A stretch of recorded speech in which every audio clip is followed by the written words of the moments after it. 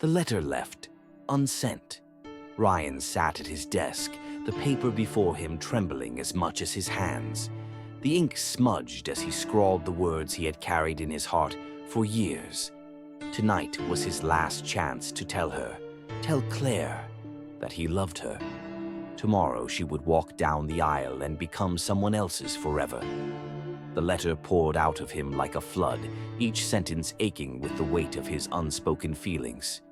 Dear Claire, I know this might come as a surprise, and maybe I have no right to say it now, but I can't let you go without telling you the truth. I've loved you for as long as I can remember. Not as your best friend, but as the person who dreams of being by your side forever. You're my first thought in the morning and my last at night. You always have been. I don't want to ruin your happiness. I know James is a good man. But if there's even a part of you that feels the same, tell me, and I'll wait for you forever. If you're reading this, it means I found the courage to let you know. And if not, well, at least I'll have said it here, to myself. All my love, Ryan. He folded the letter carefully, tucking it into an envelope. But as he stared at it, doubt consumed him.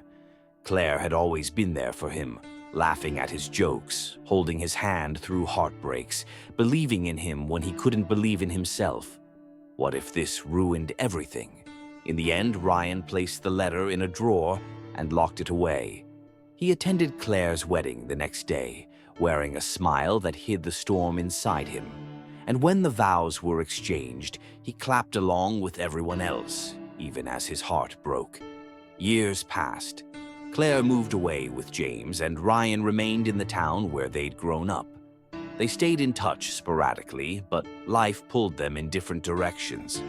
Ryan never married, claiming he was too focused on his career, though the truth was something much deeper.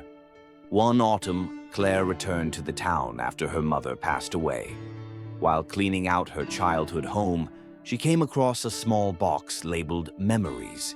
Inside, among old photos and keepsakes, she found an envelope with her name written in familiar handwriting. Her breath caught as she opened it. The letter was dated the night before her wedding. As she read Ryan's words, a wave of emotion swept over her: shock, regret, and an ache she couldn't ignore. She thought back to the times they'd shared, the way Ryan had always seemed to understand her in a way no one else could. She remembered the moments she'd felt something more for him, but had pushed it aside, thinking it was impossible, that he didn't feel the same. That night, Claire knocked on Ryan's door. He opened it, startled to see her standing there. "Claire," he said softly, "what are you doing here?" She held up the letter, her eyes shimmering. "Why didn't you send this?" Ryan stared at it, his face pale. I didn't want to ruin your happiness." Claire stepped closer. "You didn't ruin it. You could have given me the chance to choose. I loved you, Ryan. I didn't realize it until now, but I did. And maybe I still do."